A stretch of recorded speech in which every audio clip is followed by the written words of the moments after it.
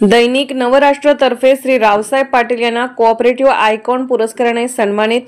स्वातंत्र्यपूर्व काळापासून सहकार, समाजकारण आणि पत्रकारितेच्या क्षेत्रात महत्त्वाचे स्थान असलेल्या नवभारत वृत्तपत्र समूहाच्या दैनिक नवराष्ट्र तर्फे आयोजित नवराष्ट्र कोऑपरेटिव्ह अवॉर्ड 2025 या राज्यस्तरीय पुरस्कार सोहळ्यात सांगली येथील श्री रावसाहेब पाटील यांना कोऑपरेटिव्ह आयकॉन पुरस्काराने सन्मानित करण्यात आले। हा पुरस्कार मुंबई येथील यशवंतराव चव्हाण प्रतिष्ठान येथे सहकार मंत्री बाबासाहेब पाटील आणि वस्त्रोद्योग मंत्री संजय सावकारे यांच्या हस्ते प्रदान करण्यात आला।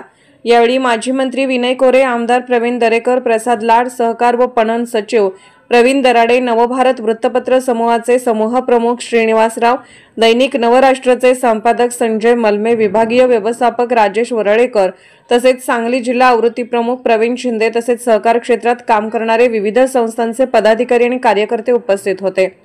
या प्रसंगी आयोजित प्रकट मुलाखतीत श्री पाटील यांनी सहकार क्षेत्रातील आपले अनुभव आणि विचार मांडले। त्यांनी ग्रामीण भागातील आर्थिक प्रगतीसाठी सहकार चळवळीचे मोल अधोरेखित केले।